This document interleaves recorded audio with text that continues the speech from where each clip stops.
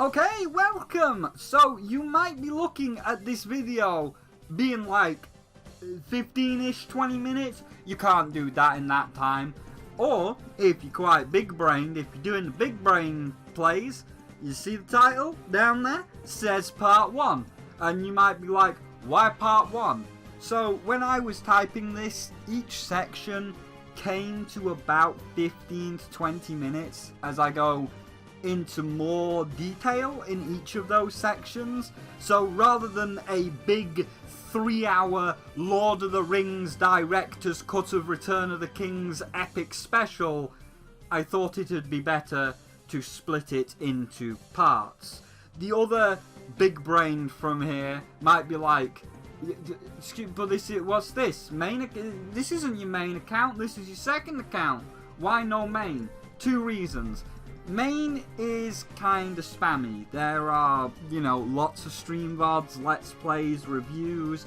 Normally like 4 to 5 videos a week sometimes, so this could get lost in the minutia, and I want these series, not just Pokemon, but ones I'm planning on doing in the future, to stand out, stand on their own over here.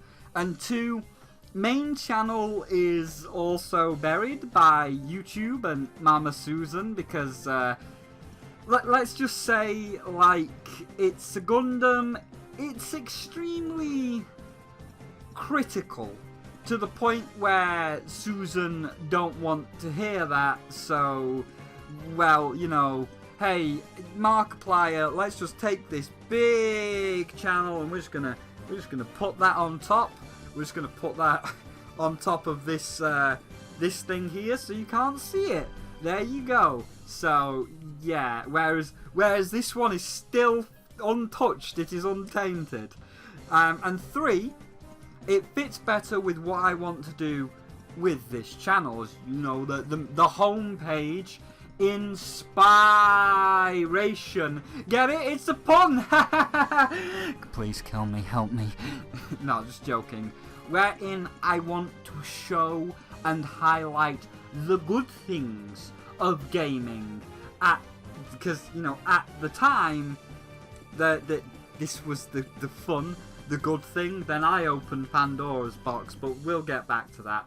And, the only one other thing on this channel is the actual Inspiration Episode 1, which was a little test work. It had very basic visuals, as will this first series to do with Pokemon.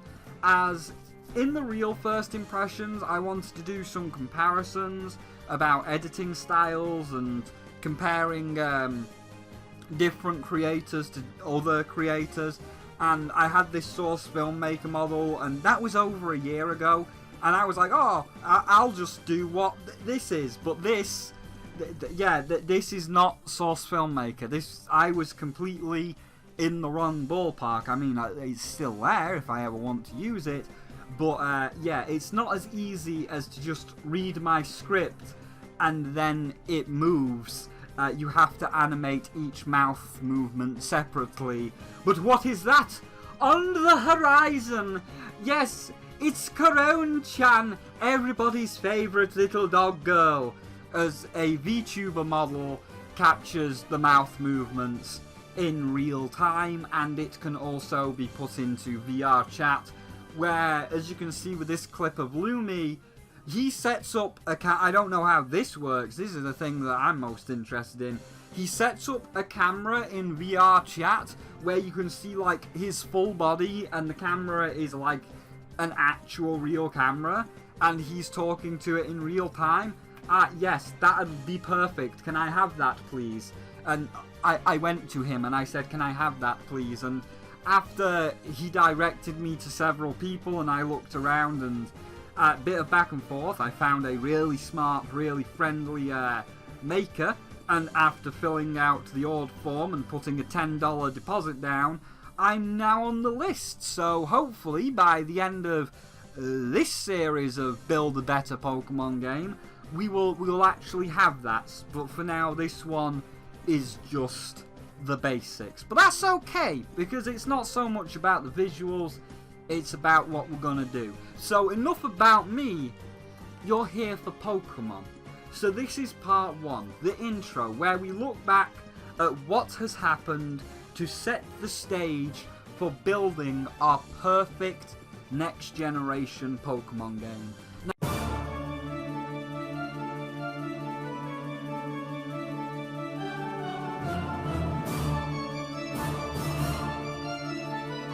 I'm going to be brief on a lot of the events in the intro section, as later with things like the Pokedex itself, we will go into more detail. So if I gloss over things like, I don't know, bring back the National Dex, and you're like, why didn't you go more in depth? It's because this is just a general quick summarization, whereas when we get to the issues with the Pokedex, we will go more in depth on all of the things that the Pokemon Company said, like the high quality animations, all the things they did, and then the retaliation of the fans, where people like Distant Kingdom showed that he scaled up the models. So we will be brief.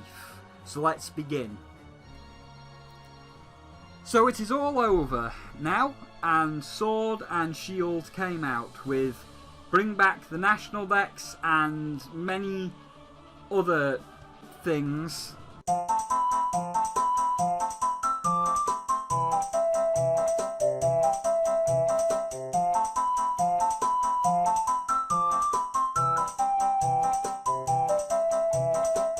Making it a mess.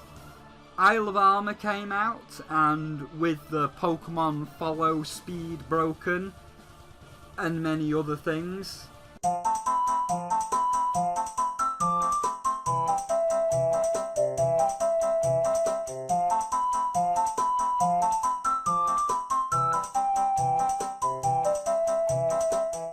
It came out a mess.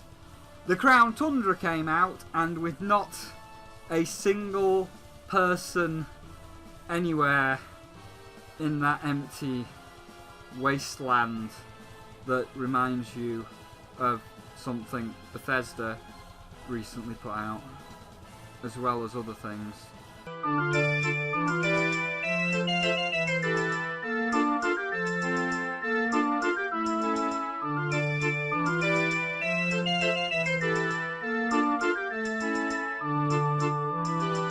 It was a mess. So, people are extremely disappointed, unless they're not, as it turns into an all-out war with two sides. So let's have a brief look at those sides. On the one side is Distant Kingdom's side, where the mentality is with things like the story taken away due to Leon playing the story you wish you were playing, and no post-game, and a barren empty wasteland in the DLC that's supposed to be the post-game, like Fallout 76. A lot of the more bigger issues are laid bare. Jim Sterling brought this up when he did his post-mortem of Fallout 76, and it is certainly something to look back at. Let me just play what he said. Really screwed themselves over, because without the stuff that usually protected them from critical savaging, their faults and their incompetencies were laid bare for the world to see. Without the writing, the atmosphere and authenticity backing them up, the lackluster visuals, sloppy gameplay and endless parade of broken bugs had no shield, no filter. It was more obvious than ever. When I first reviewed the game, I said it was a mess even by Bethesda's usual standards. On reflection, I wonder if that's true, or if it was just that Bethesda offered so little of the good stuff that the bad stuff simply soaked into my experience more readily. So he wonders if Fallout 76 is worse than any other Fallout game, or if it's just as equally as bad, but the negative things sink in more because there's less of the positives. If we compare this to New Vegas, for example, New Vegas is absolute dog shit. New Vegas has over 1,000 bugs and breakages, and most of the time the game crashes when you're trying to run it, especially if it's the DLC, and most of the time you have to mod it to make it work good. And this was because Bethesda only give the people they hired to make it, Obsidian, 18 months to make a game from scratch, which was not a great idea on the creation engine. And if you compared all those problems to 76, you would say it is equally as bad as 76. However, people praise New Vegas as the best Fallout game, and this is because it has an absolutely amazing story. It tells its story well, and this story is supported by a fantastic cast of characters like Mr. House, for example. And while Fallout 4 is not the best because of some of the things they took away, it still has a decent story, sometimes a great story. The Far Harbor story with Nick Valentine, that's fantastic, and it has a memorable, good cast of Nick Valentine, Hancock, Preston Garvey, Cleo, the sexualized assaultron that wants to bang you while selling you a gun, and I am happy to let Cleo do that because she's amazing. So you don't really notice the bugs. Like, yes, you will still see them, but they are not dampening your experience as much because there is still an enjoyable narrative pushing you forward. And now we tie this back to Pokemon. When you see this from the sword perspective, you think back, and this kind of holds true. I think back to things like Sapphire. I can name areas like Mount Chimney. I can name leaders and moments, especially like the big moments that everybody remembers, like Winoda's Altaria. Gonna be easy. She was already starting to stack up those dragon dances, which make her moves even more powerful, and I was legitimately sweating. But with what little luck we had left, Winona got greedy and tried to get in that last dragon dance, and that's when Ari was able to swoop in and snipe that kill. If that Altaria would have decided to attack at any point, she would have one-shotted anyone and everyone on my team. Thank you.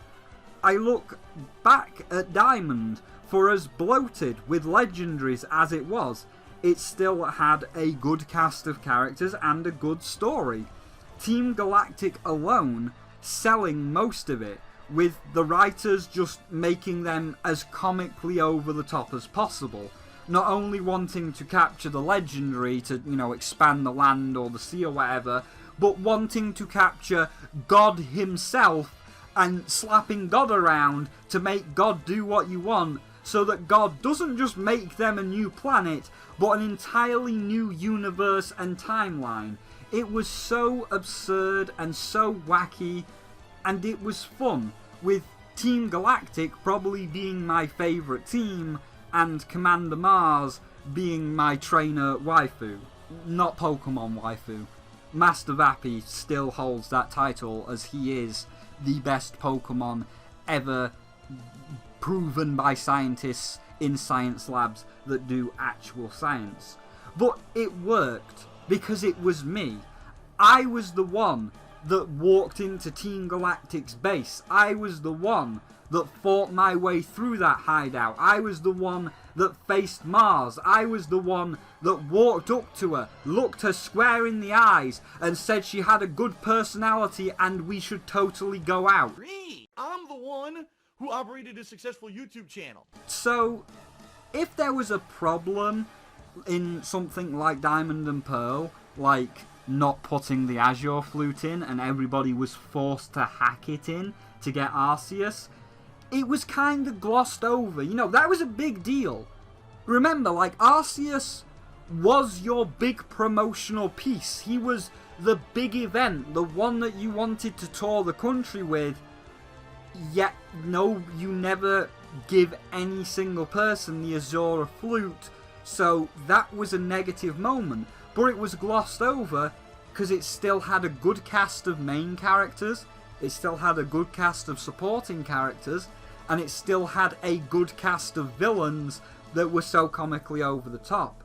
Even Sun and Moon, for as unfinished as Sun and Moon is, you compare the first two islands of Sun and Moon, where there's a lot of areas, a lot of towns, most of the gym challenges are there, or the island challenges. You compare that to the last two islands, Island 3 and 4, there's like nothing on Island 3 and 4. But it still had a good narrative. It still had a good cast of characters, and the writers brought back the over-the-top Team Galactic wacky pants with characters like Lucamine, that is obsessed with a jellyfish from another dimension because she wants some of that sweet hentai love. So much so that she becomes the mother of all jellyfish, and we have to go through a dimensional rift into the cosmic ocean to get her back. Although we only have to go through one level of the cosmic ocean and not 99 levels, making it a lot easier. Spelunky just took that to the extreme. But then you start to look at things like X and Y and Sword and Shield. X and Y, I hardly remember anything. I only remember Team Flare because they were so cringingly bad, and I don't even know how we get from a serpentious "the side that wins is the side with the most style" to wanting to use the literal concept of death itself, because the world has no style, to create a world with style, even though the embodiment of death itself would kill everybody, so you wouldn't be able to create a world of style because everybody's dead. But even that still had some narrative, and you get to Sword and Shield, and oh well, somebody is doing something. Right, I will sort it. No, Leon is sorting it. The Gigantamax Pokemon is attacking the town, Godzilla style. I can't wait to see this. No, Leon's done it off screen. And without that driving narrative, you have to look for other things. You have to look for other things to see, other things to do. And because now you are more actively looking for these things, you now readily see the bugs and flaws laid bare. The Pokemon series has already had these, they always have had these, but now that there is nothing to support it, the negative now more readily sinks in because you're being forced to look at it, because the thing that RPGs have, the story, has been taken away from you and given to Leon, to the point where one guy in his basement started to fix the issues. What's that? The Pokemon speed when they're following you is fucked. Give me 2 weeks, me as one dude. Fixed it. That scaling is all wrong. Give me 2 weeks. Okay, me as one dude. Fixed it. You want full body customization of Eevee, as apparently that's her name, spelt like the Paladin's Eevee. So the joke is, it's Eevee dressed as Eevee. Regardless, you want the full body customization of Eevee's Eevee suit? Yeah, we did that. You get the idea. There is a lot of problems, and for some of those issues, one dude gets on his computer and can fix it in a matter of weeks, if not days. Yet a multi-billion-dollar corporation with thousands of people can't, kind of making them slowly degrade into the AAA of Activision and EA. Spyro, did you know about Game Freak? Yeah, I'm coming to that, don't worry. That little bit has a section, but I know if I don't say it now, there's going to be a couple of people that point it out. I know about Game Freak, we'll get there. So, let's look at the sides. Oh, that's their side, that's the Distant Kingdom side. Now, onto the other side, we have Dog Boy. It's actually quite simple. If you haven't noticed, I identify myself as a furry. And when you know it, the move we are using in this build today is called Furry Cotter. What does this mean? It means that we get a stab boost on top of the 160 crazy damage, which will do way more damage, and that is because I identify myself as a furry. I'ma cut you. Now in most of my videos I actually don't demonstrate my crazy builds because they're straightforward, but in this one I totally will. Whoa, did you guys just see that? I took that Caterpie down with one hit. crazy damage. For stats, just throw some random shit in health and some over here in defense, and that's good. You're golden. So this is how you use Venusaur, guys. Like and subscribe for more builds. Woof woof. Bark bark. Now let's talk about Verlis, or more what Verlisify represents. Verlis is the I don't want my favourite thing attacked with every typical argument going into that Uno sketch. It's a draw 4 card, Jackson. It's so much more than that. What? This is betrayal. I had to play the card at some point. You're the only other person here playing with me. It hurts, Lachlan. What does? It hurts to think that we used to be close. What the f*** are you on? We used to stick together, not purposely sabotage each other. We were playing a game of Uno. I trusted you. Well, you shouldn't have. You were my only opponent in the game. And you had to go and throw it all away! You make less than no sense. At least I'm there for you when you need me. What does that have to do with Uno? A hunter means family. And family means no one gets left behind. We were playing Uno! It's not just a draw 4 card. You're my only opponent. I had to play it. Ohana means family. Family means no one gets left behind. What the fuck are you even talking about? It derails. And I've talked to some of these people. Some, irrational madness of Uno. Others, more logical and business orientated. When posed with arguments of, why accept this subpar entity when they could do better? Why is it so wrong to just ask for a little more effort and polish in a $90 game nowadays? Or even a passing statement of, I would like them to do better, as given the money and manpower, I know they can. Team Verlis consists of one of two types of people. The Mighty Fan and Verlis are the kind where their rebuttals are erratic, spurious, and have anger to their words because it's their favourite thing, and as such you have the typical arguments of, I don't see you making a better game, you're just nitpicking that tree again, there is nothing wrong with the story, it's fine. Or, the most fun one, there is nothing wrong with the game, it is fine, you are just finding things to complain about for the sake of complaining, despite the fact, the objective fact, there are systems in the game that are literally broken, objectively broken, like the code is 100% broken and a guy fixed it, like the Pokemon speed when they're following you. Here is the difference side by side. This is not just some magical fantasy, some subjective. This is an aliens colonial marines. You know, if we want to debate about the story and the whole Leon aspect where it's like, well, I think the story's good, Leon's the champion, so he gets all the glory and they can't have you showing up. You know, if you want to debate me on the story, that's fine. Because you're right, the story is subjective. But no, this right here is Aliens Colonial Marines, where the alien AI is literally objectively broken and dancing in walls because there is a number wrong, and when the number was changed, it was objectively fixed. The alien now actually does what the alien was supposed to do.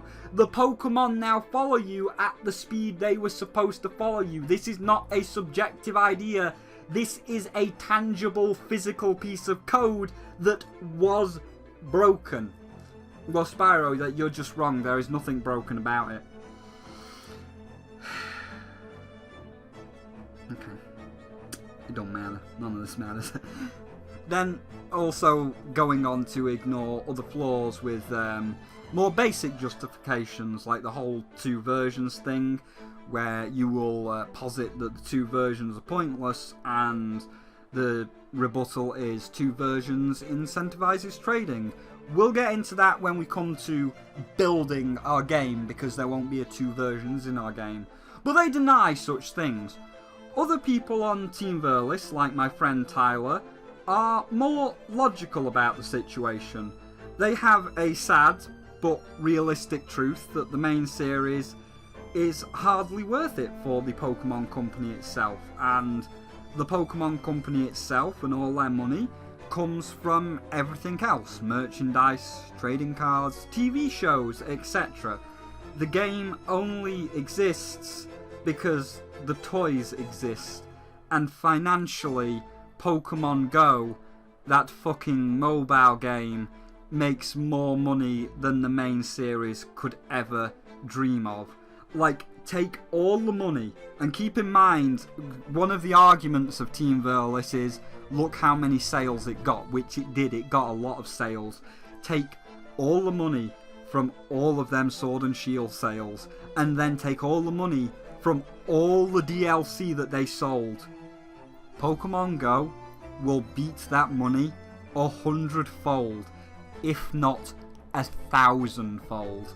So from a business standpoint, why would we care about investing any more money or manpower into this thing when a basic crappy mobile game is making 1,000 times as much? And when I say manpower, it's because when I said earlier they have thousands of employees, they don't.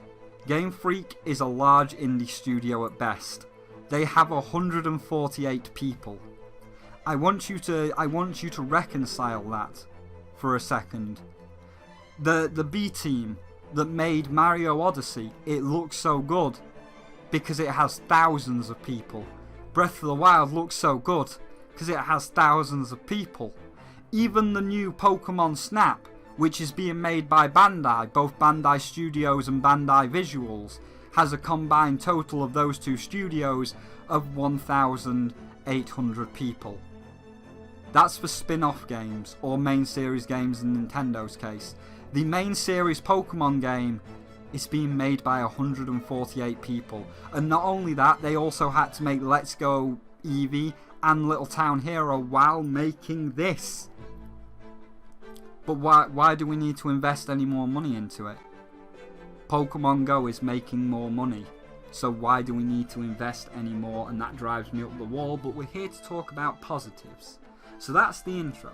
And there are counters, of course. There are counters to this idea, like Diablo Immortal versus the main Diablo. Is this a out of season April Fool's joke, where it's about brand loyalty and brand reputation? The same with Fallout New Vegas and Fallout 4 versus Fallout 76, where money is not invested, thus it becomes a poorer product which you don't care about, thus you anger your fans, thus you fall to ruin, as Konami did, as Bethesda did, etc. So, but that's a whole other thing for another section.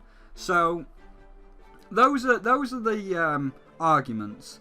And then there is the other bigger glaring issue, especially for Verlisify himself, as despite having very obvious flaws, others will overlook them flaws because it's their favourite in the series. A streamer I watched, Joe Wild, despite claims of being a hard ass, like Verlis, says it's his favourite Pokemon game. So, you know, how are you a hard ass? If anything, I'm the hard ass because I'm levelling some criticisms at it.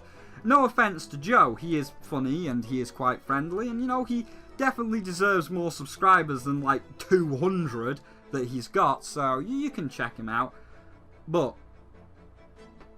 even if it's clear that the series has degraded to a point where people are making videos like these, for some it's lies and conjecture, because that's the way the story has been woven.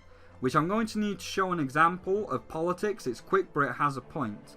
And this sets up for our biggest point in the entire thing, which will set up for how we're going to please not only this crowd, but also the critical crowd. We are going to reunite the divided fan base. So, recently you had the Biden versus Trump elections. Who these men are is irrelevant. What they stand for is also irrelevant. It's one moment in particular that I want to focus on, as it is like the national debt crisis that appeared. which is the cages on the border. Across all of the media, all of YouTube, all of Twitter, it was painted that the orange built the cages. Now, any basic research will show you that it was Biden that built the cages. And across all these debates, when this cage issue got brought up, Trump kept repeating one line over and over. Who built the cages, Joe? Who built the cages, Joe? Who built the cages?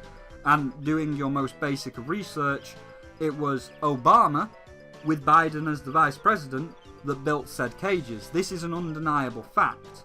However, we don't want that. The media doesn't want that. So, to paint this picture of Biden being the good guy, the media painted that Trump built the cages. And this is what happened with Pokemon and the national decks, where to maintain the good guy act, Nintendo, Game Freak, YouTubers, whoever had media, wove the tale that this is the best Pokemon game ever made. I mean, to be fair, Verlis did say it was his second favourite, but still, the narrative has been woven that this is the best Pokemon game yet. A next generation game for a next generation console. Expansive areas, bigger than any other Pokemon game in the form of the wild area. 4 times the size of Alola, 16 times the detail. Look at that mushroom town. That looks beautiful. A dark area with the glowing mushrooms, all that shading coming off the mushrooms, casting the shadows, particles. It looks beautiful visually in every way with that Eternatus fight. Look at all the images of your adventure swirling around you as the music builds and you use the legendary dog to fight whatever this big hand thing is, because we don't know what it is because the game's not out yet. This is the next gen Pokemon game we have all been waiting for, and I will buy 9 of them. Put me in that fucking Zeraora suit that you have been parading around across 2020. I will say anything you want me to, because Pokemon, you have sold me. You are the perfect company. This is the perfect game, and I am happy to be your Zeraora shill. Yeah, but what about the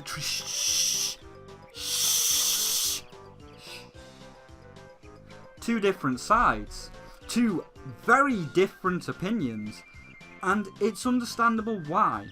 As the one side is not the next gen game, as proved by data mining, it is nothing more than an upscaled 3DS game sold at a higher price than an extra 30 for the post game in the form of the DLC.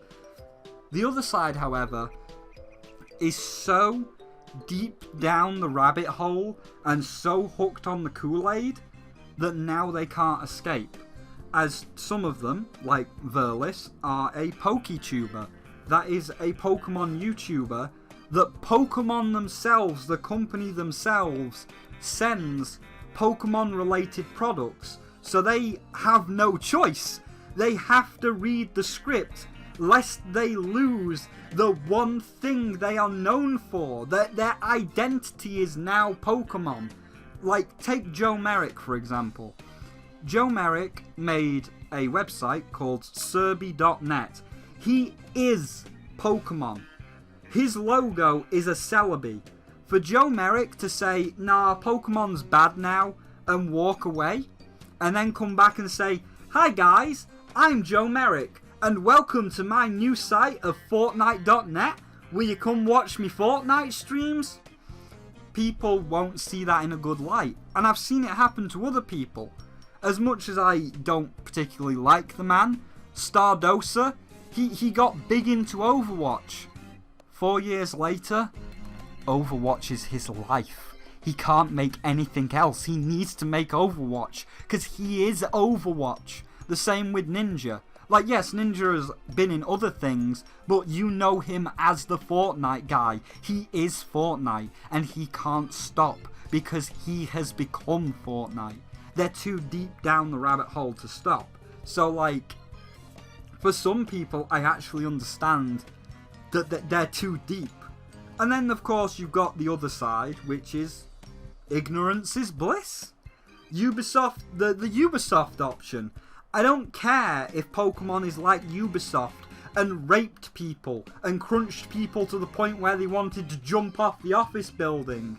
I don't care, alright? Stop telling me the dark secrets of how the sausage is made.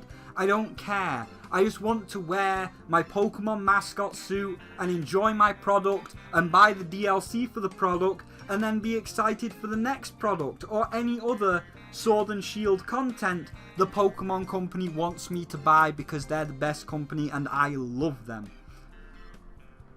All three I understand. And I get comments. One I really understand because I get comments asking me to do more Paladins videos.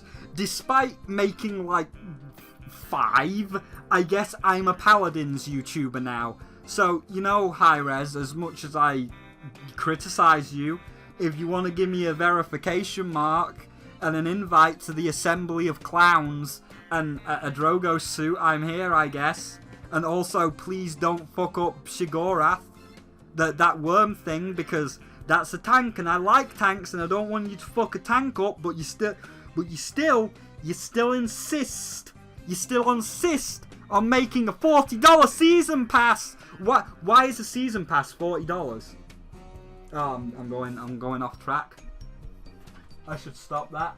This isn't about Hi-Rez. Yeah, you're right.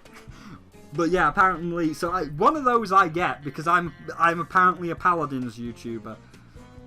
But even if I understand all three sides, it no longer matters, as with the actions taken, this fan base has been split right down the middle.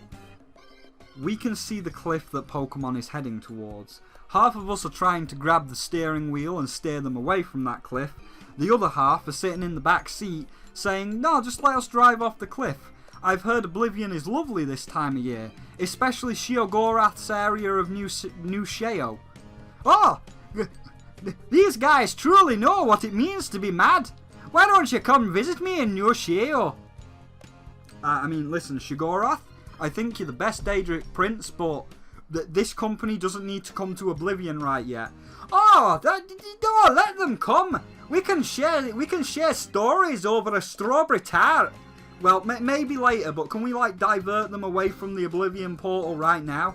I mean, if you say so. It's gonna be awful boring without them, though. I mean, we can give them you later. Well, you know, I ain't got anything else to do for now, except watch me goat ball of 20 goat heads screaming in a constant spiral down to goat hell. Well, there you go then. So, half of us want to stop it, the other half don't. So the fan base is definitely split. And what this entire series, as we go through each little section, the graphics, the music, the gameplay, little tiny mechanics like EVs and IVs, what this entire project is going to do is it's going to glue them back together. We are going to repair that split. We are going to make the perfect next gen Pokemon game to the point where everyone that's criticizing the game for not being difficult, for not having a story, will nod their heads and be like, yes, this is exactly what we wanted. Why didn't they do this all along? Yes. And the casual side, like Tyler, will be like, hey, well, it's still my fun, easy Pokemon game where I can just have fun. We will reunite. We will reunite. So, that's it. That's the end. We're done. This is the intro. It was slightly longer. The others will be around 15 to 20 minutes, where we go into graphics and things. But I just want to bring up one final point, which is what we need. As there is obviously an argument for both sides, and thus we need to make a straw man for ourselves to speak on behalf of the Pokemon Company and to speak on behalf of the hardcore fan base, like the Mighty fans, the Velicifies, the Tylers. We need somebody to speak on their behalf, if you will. We need a Nintendrone, if you will. And so I would like to introduce you to my female counterpart, Shilro. Shilro is basically the part of us we all wish we could go back to. You know, that little child in the 90s. The part of us that did not see what is inside Pandora's box. She is the childlike wonder. She does not see the evils of the industry. She does not care to hear the injustices of the world. She just wants to be a casual gamer girl. She just wants to play cool video games. And given her oblivious nature and the fact that she just wants stuff, basically she's a Twitch thought. Like, I know that sounds harsh, but we're gonna make it fun. She is basically a Twitch thought, hence her frill is a lot more blonde to, you know, kind of emphasize that dumb blonde. That's Spyro, you're being sexist. I'm not. She looks good. You saying this doesn't look good? You saying she doesn't look pretty? Because you're being offensive to her now. You're saying she doesn't look pretty. But yeah, so her frill's a lot more blonde compared to my pure gold one. And if we ever need a straw man in this series, which we will, as we will in many other series, our dumb blonde will fill in that role, where she will just be speaking on behalf of the Pokemon Company or whichever corporation we will be targeting at the time, and being like, why are you talking about them trees again? It's not just about the trees. There's so much more. I just want to read what I'm told and get some free stuff. I like being popular, awoo. I'm a cute little dragon girl, awoo. Did you just awoo me? Did you just awoo me, Shilro? Yeah, because awoo's really popular. Don't worry, by the way. I actually, the person that made this, I actually have a female voice. So it won't be me doing a cringy fake female, hey guys, I'm a cute little gamer girl, I'm a cute little dragon girl, woo. It won't be me doing a cringy fake female voice. We actually do have a female voice for her, and it's the person that drew her, which is Princess Tanuki, and you know that I will link her Fur Affinity. I think that's where the commission sheet is. I will link the artist below. So if you like how this looks, then you know you can get art off of them, because they are an artist. They are open for commissions, and you will hear them being the female. So yes, and this being Pokemon, Shilro is going to be dressed up. I don't know as what yet. Preferably a Pokemon from Generation 8. Like, I personally like Zeraora, and the Pokemon Company have been using this suit a lot. Like, all of 2020, there's just been different photo shoots of this one, like at HMV and wherever the fuck this is, and this place in Japan. He's just been all over. So I was thinking maybe that, or, you know, maybe like Cinderace or Zacian, because they're from Gen 8, or, you know, it could just be like a main mascot like Pikachu or Eevee. I don't know, but because part 2 is actually going to be a lot more in detail on that specific category, part 2 is going to take a while to make. So if you want to like comment on what you want her to be, which Pokemon you want her to be, then leave that in the comments. But for now, we're done. That's the intro. That's probably the longest intro we're ever going to make, because this is the first series of this kind, and I needed to like just go over how subsequent series like this will work, be it Fortnite or Mario or Zelda or whatever we do in the future.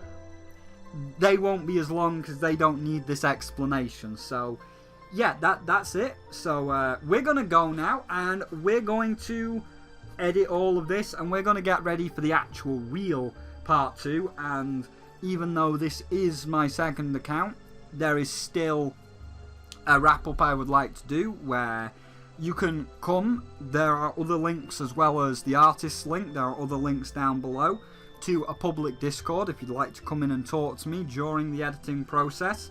A link to my Twitter so you can see when I'm going live. As I do stream in between all of this, I do streams, so there's also a link to my Twitch, and there is a link to my Patreon if you wish to support me further in both this and the main channel, of which we have two, which is Dark Blue Fire and Deddy, so thank you very much to them. But for now, thank you for watching, and I will see all of you either in the main channel, where I upload a lot more regularly than this, because these are going to be like special edited, or I'll see you in part 2 of this. But for now, thank you, and I'll see you in a bit.